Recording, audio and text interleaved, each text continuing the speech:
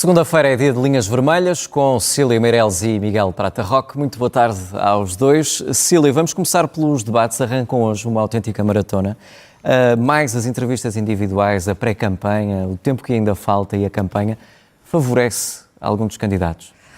Boa tarde. Não, eu acho que não favorece nenhum candidato, nem prejudica nenhum candidato. Acho que é normal. Esta é a única eleição em Portugal em que nós estamos a eleger uma só pessoa individualmente. Portanto, é normal que os eleitores queiram conhecer mais acerca dessa pessoa do que em qualquer outra eleição. Porquê é que há muitos debates? Porque há muitos candidatos.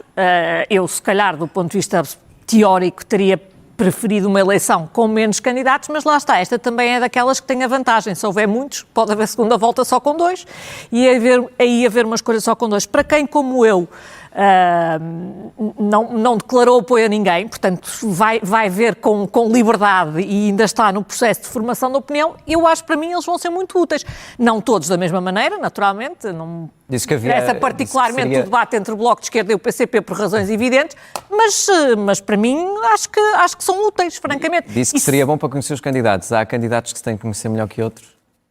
Eu, para dizer a verdade, há candidatos que eu conheço melhor, há outros que conheço pior. Desde logo que há alguns que conheço pessoalmente, há outros que não. Há alguns que têm um percurso político longo que eu segui, há outros que não têm percurso político e, portanto, eu não sei qual é o passado deles, não sei o que eles pensam sobre 95% dos assuntos que me interessam e, portanto, desse ponto de vista vai ser interessante. Estou a pensar, por exemplo, no Almirante, sim, para mim vai ser interessante. Agora, vamos lá ver, quer do ponto de vista da análise há aqui algumas coisas que eu acho que vale a pena, que para mim têm curiosidade. Já vamos às curiosidades. Sim. Se calhar ouvir primeiro o Miguel para tentar perceber, Miguel, se algum candidato pode sair favorecido destes debates. Para quem já tem mais experiência, será mais difícil destacar-se? Bom, eu acho que há três candidatos em que não existe um ponto de comparação prévio, que são Gouveia e Melo, Marcos Mendes e António José Seguro. Apesar de dois deles terem muita experiência política, António José Seguro e Marcos Mendes, o que é verdade é que nenhum deles vai a votos há mais de 10 anos. E, portanto, se é fácil nós termos um ponto de comparação relativamente a eleições anteriores, relativamente a outros candidatos, a Coutinho Figueiredo, a André Ventura, a Catarina Portas, mesmo António Filipe, relativamente... Martins. Catarina Portas, creio que é candidata. A Catarina Martins, também relativamente... Eu estava a olhar para a Cília e, se calhar, a tentar pensar num portativo candidato que acabou por não se apresentar.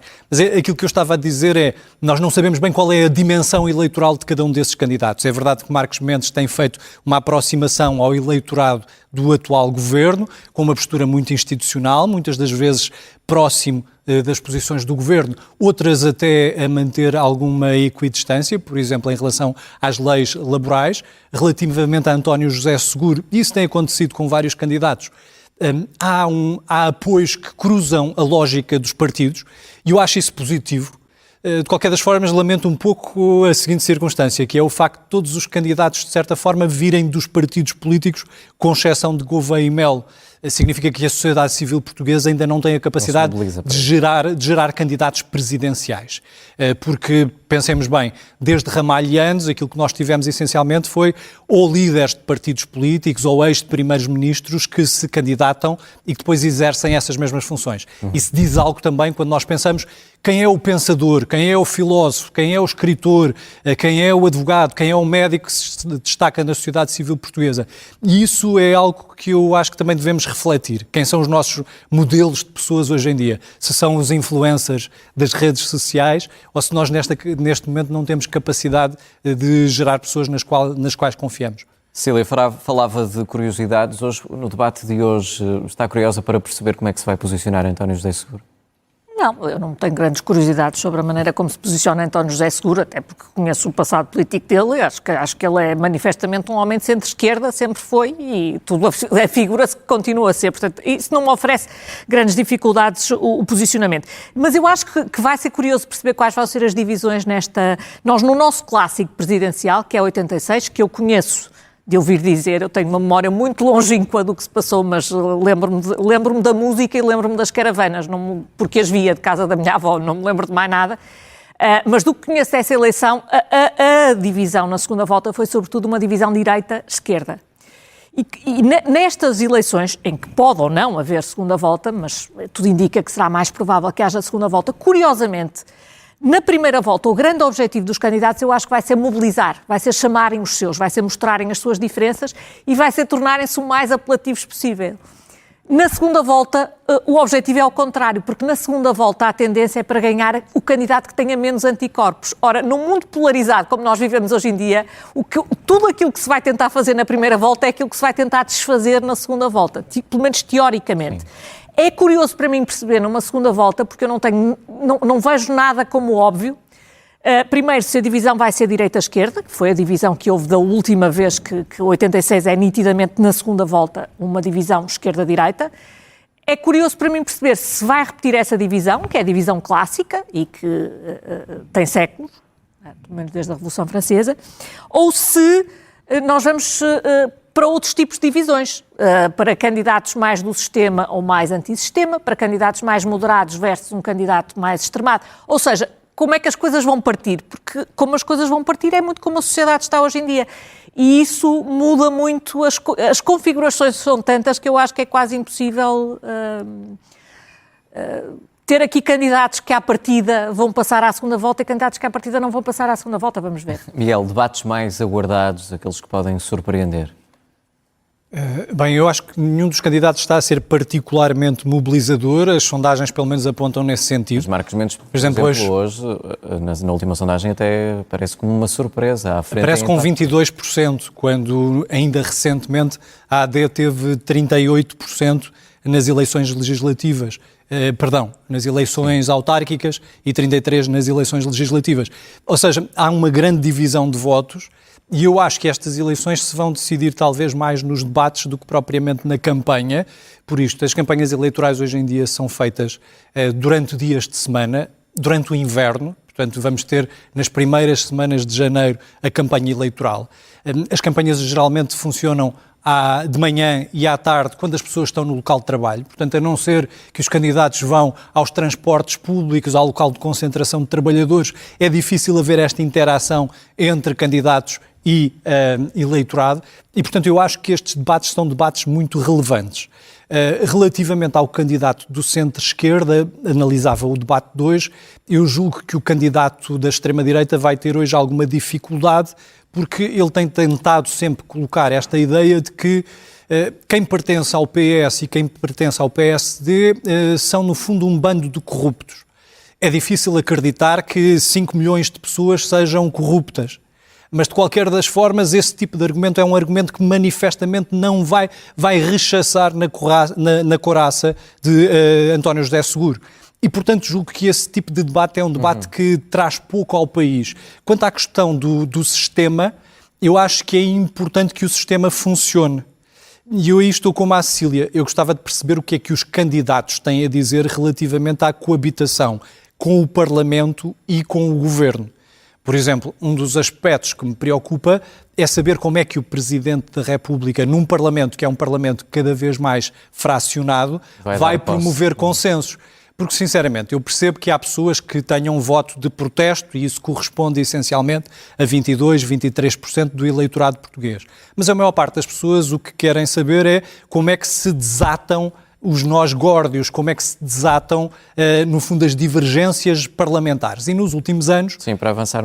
É só por isto, porque dizem que nós temos um sistema semipresidencialista, mas o Presidente da República Portuguesa tem muito menos poderes do que tem, por exemplo, o Presidente da República Francês, que é precisamente um dos exemplos semipresidencialistas. Sobretudo a tradição constitucional é de não os utilizar. Certo. Pelo menos não fazer deles a mesma interpretação. Nós temos dois candidatos que prometem exercer de forma mais evidente esses poderes, que são Gouveia e Melo, por força da sua formação militar, por força da forma como aborda os temas, dizendo veementemente: eu demito um governo que não cumpra as suas promessas, eu exigirei responsabilidades aos membros do governo e recusarei a promulgação de leis que venham do Parlamento com as quais discordo. Sim, para concluir. E, portanto, é importante perceber que tipo de presidente é que também queremos para os próximos anos. Se queremos um presidente divisivo, que distingue entre portugueses de primeira categoria e portugueses de segunda, terceira e quarta, ou se temos um presidente mais agregador. Isso também acho que se vai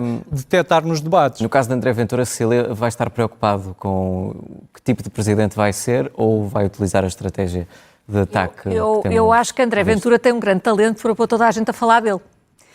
Ao mesmo tempo que se queixa de não ter atenção nenhuma, nem dos outros, nem da comunicação social. Ele tem um enorme talento. Sempre que em Portugal, nos últimos anos, o debate não é sobre ele, ele consegue, seja pela forma de estardalhaço, seja pelo choque daquilo que diz, ele consegue pôr toda a gente a falar sobre ele.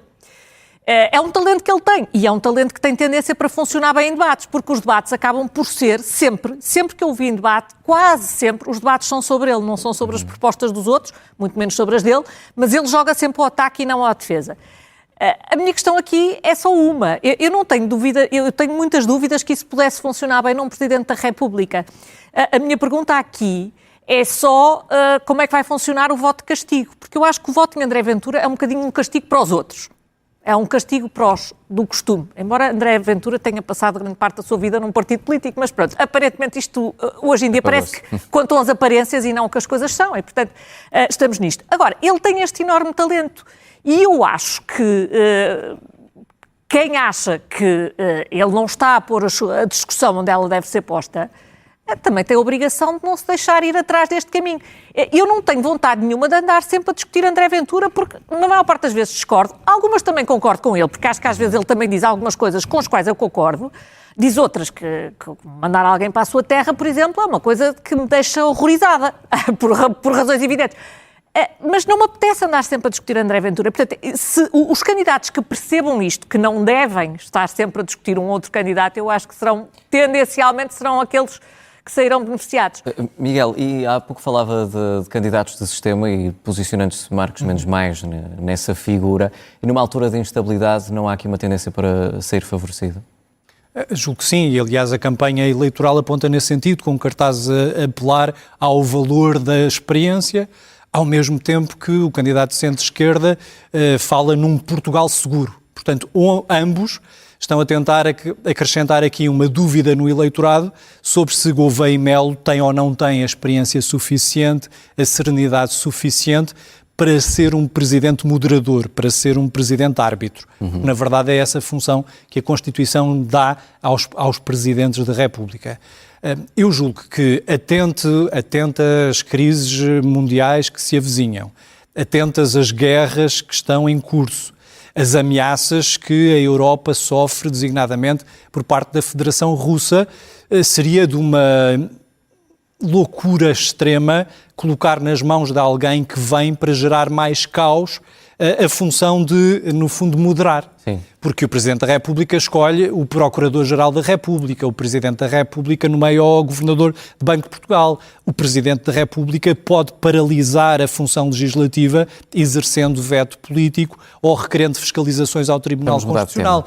O Presidente da República tem o poder da palavra e, portanto, julgo que, sinceramente, aqueles que são moderados e aqueles que pretendem um país que se desenvolva ponderarão isso essencialmente na segunda volta. Acho que a primeira volta será muito mais livre e aguardo com curiosidade saber quem são os dois candidatos. Vamos mudar. Até porque digo-lhe uma coisa, para candidatos fora da caixa, acho que já vimos até aqui muito das coisas que eu achei que nunca haveríamos de ver. Para isso temos o Manuel João Vieira com Ferraris para todos. Completamente. Eu vi fora da guerra. Eu acho que, pronto, se já normalizamos o absurdo, às tantas quem diz coisas sensatas e razoáveis é que já sai da norma. Portanto, isto já está tudo completamente... Do 25 de novembro, Cecília, há um ano o Presidente da República dizia que há uma diferença entre o 25 de abril e o 25 de novembro.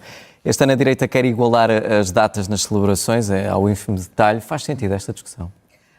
Não faz sentido quando colocada assim. Eu acho que é evidente que há uma diferença entre o 25 de abril e o 25 de novembro. É que o 25 de abril inicia um processo revolucionário e o 25 de novembro termina esse processo revolucionário em democracia. Portanto, termina como eu acho que a generalidade dos democratas queriam que ele terminasse, sendo que durante o período que vai do 25 de abril ao 25 de novembro, podia não ter acontecido isso. Nós podíamos ter, em Portugal, substituído uma ditadura que existia, que era a do Estado Novo de extrema-direita, por uma outra ditadura que seria comunista. E foi isso que muitos tentaram fazer ao longo do PREC e ao longo do Verão Quente, e foi esse processo que o 25 de novembro trouxe um fim e trouxe um fim democrático, que aliás depois acaba em 76 com a eleição de uma Assembleia Legislativa pela primeira vez com regras constitucionais democráticas. E esta tensão foi uma tensão que opôs durante o período, sobretudo do verão quente, mas durante todo aquele período revolucionário, que opôs partidos democráticos a partidos não democráticos. O PS teve um papel muito relevante no 25 de novembro. E por isso é que eu acho um bocadinho estranho ver agora o PS quase envergonhado do papel que teve no 25 de novembro. Não é possível celebrar o 25 de novembro se não se tiver a favor do 25 de abril. As duas coisas são dois passos relevantíssimos do mesmo processo. Se nós dizemos que só queremos celebrar o 25 de abril sem celebrar o 25 de novembro, é quase como se estivéssemos a dizer que nós queremos celebrar a Revolução, mas não queremos celebrar a democracia. Não tem lógica. Da mesma maneira, quem quer celebrar o 25 de novembro não tem lógica que não celebre também o 25 de abril, pois se é o fim de um processo, se ele não se tivesse iniciado, também não podia ter terminado. E, portanto, o que eu celebro no 25 de novembro, e o CDS, eu vejo que o país inteiro agora discute isto. Eu, como sou do CDS, eu celebro o 25 de novembro já nos últimos 30 anos, não diria, mas pelo menos desde que sou filiada no CDS, eu celebro o 25 de novembro. E é isso que se celebra, é a consagração de uma democracia liberal, ocidental em Portugal. Então, só é isto. Extremismos. E obviamente que isso não seria possível sem o 25 de novembro, como não seria possível sem o 25 de abril. Miguel, concorda ou há aqui uma tentativa de minorizar o 25 de abril, como diz o PCP? Bom, eu concordo com a análise da Cecília relativamente à importância do 25 de novembro, que já explicarei, mas acho sinceramente incompreensível esta tentativa de revisionismo histórico por parte da direita portuguesa. Porque a direita portuguesa, no 25 de novembro, estava escondida debaixo da cama, estava escondida dentro dos armários e estava exilada no Brasil, enquanto era o Partido Socialista de Mário Soares, que aqui, em território português, assegurava essa mesma luta pela liberdade. E agora é essa direita Tommy Hilfiger que vem, de uma forma desabrida, tentar renascer o 25 de novembro. Nós estarmos a dar ao 25 de novembro a mesma importância que damos ao 25 de abril, e há várias simbologias que estão a tentar copiar agora nesta cerimónia, é o mesmo que nós, por exemplo, falarmos na bula papal que reconhece Dom Afonso Henriques em 1179 como rei de Portugal, quando nós já tivemos a autoproclamação do Reino de Portugal na Batalha de Ourique em 1139 e, por outro lado, o Tratado de Zamora de 1143. Neste caso, só mesmo para terminar, já existia uma comissão comemorativa dos 50 anos do 25 de Abril, que é presidida, por exemplo, pela Maria Inácia Rezola, que é uma das principais especialistas em história contemporânea e no estudo do 25 de novembro. E já fazia parte desse programa de comemoração, e aliás o Presidente da República vai estar presente na Fundação Carlos Gulbenkian, numa sessão da Comissão dos 50 anos de comemoração do 25 de Abril, porque o 25 de Abril não parou no dia 25 de Abril de 1974. Ele teve muita importância no 25 de abril de 1975, quando houve eleições livres, em que 91% dos portugueses recenseados puderam exercer pela primeira vez o seu direito de voto. Continuou com a Constituição de 2 de abril de 1976. Muitas datas. Todas essas datas estão a ser comemoradas no âmbito dos 50 anos do 25 de abril. Esta data costuma ser usada para combate político e deve sê-lo? Não, esta data começou a ser usada para combate político, sobretudo quando o PS passou a mudar a sua posição em relação ao 25 de novembro. E eu aqui gostava de fazer uma defesa da honra, porque o Miguel Prata Roque falou aqui da direita que estava encolhida debaixo da cama. A bombista estava a destruir sedes do Partido Comunista. Ou que estava no Brasil. Eu sou essa direita e vou-lhe dizer aqui, eu não estava nesta altura, obviamente, que ainda não era nascida, mas essa direita e esse CDS estava a ser cercado no Palácio de Cristal, estava a arriscar a vida, estava a arriscar a vida. Agora vou falar, eu ouvi-o com serenidade, mesmo quando disse uma coisa que era profundamente ofensiva para mim. Portanto, vamos ouvir com serenidade, eu sei que a data que exalta os ânimos, mas vamos ouvir. Essa direita, que era o CDS, que sempre se afirmou de direita, era a direita que estava cercada a arriscar a vida no Palácio de Cristal por aquilo em que acreditava. E se conseguiu sair lá e se conseguiu arranjar maneira de sair lá, foi também muito pelos dignitários estrangeiros que lá tinha. porque muitos voltaram-nos as costas e deixaram-nos lá. Eu convivi com muitas dessas pessoas que não andavam a incendiar sedes, andavam a defender sedes do CDS, que eram incendiadas e as pessoas espancadas. Sabe porquê que até há pouco tempo o presidente do CDS tinha o gabinete nas traseiras do CDS? Por causa das pedras e do risco de atentados. É um bocadinho diferente o nosso universo, e o meu universo partidário é um bocadinho diferente. E, portanto, vir-nos agora dizer que estávamos encolhidos debaixo da cama, olha, seria tão ofensivo como eu dizer-lhe que o PS agora estava dentro do armário com vergonha daquilo que foi no 25 de novembro. Porque é verdade que no período do verão quente e no período revolucionário, quer o CDS, quer o PSD, quer o PS, quer muita figura de Mário Soares, fizeram muito para defender a democracia contra o perigo comunista.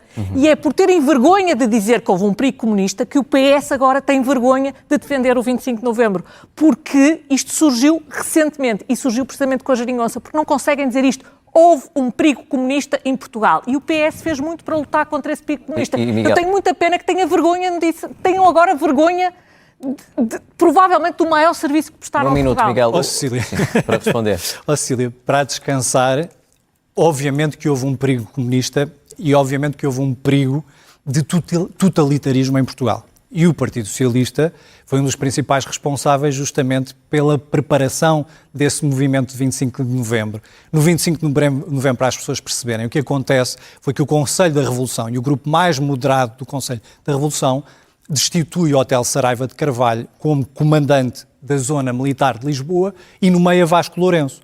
Vasco Lourenço é insuspeito... O hotel que andava a fazer coisas tão aconselháveis como passar mandatos de estar tudo em branco. Mas relativamente a isso também há alguma tranquilidade. Pessoas foram presas e detidas, porque Vasco que viram a sua vida completamente virada do avesso. Vasco Lourenço e todos os militares moderados, com o apoio do Partido Socialista, com o apoio, obviamente, de potências estrangeiras também, que estavam preparadas para ajudar o país a defender essa mesma democracia, conseguiram devolver o país a uma fase de normalidade. Nós tivemos um período revolucionário em que o Parlamento esteve cercado. Não foi só o CDS. Combate político? Claro que é para combate político. Alimentado pela Ninguém esquerda, tem não? dúvidas que o Partido Socialista é o partido da defesa das liberdades individuais, da defesa de uma democracia parlamentarista, e foi o partido que teve na Assembleia Constituinte 38% dos votos de 91% dos portugueses. E a Constituição de 1976... Todos os partidos democráticos estão perfeitamente à vontade para comemorar o 25 de novembro. Com certeza. O Partido Socialista fez sempre isso. Pôr isso em causa é um ato em que nós envolvemos numa discussão que eu acho que não é de política, que é de politiquice. Mas quem fez isso foi a direita. A direita é que tentou politizar uma data. Se todos achamos que se deve comemorar a data, então qual é o problema de comemorar a data? A única diferença é esta. É quando o 25 de Abril é comemorado, a Avenida da Liberdade enche-se.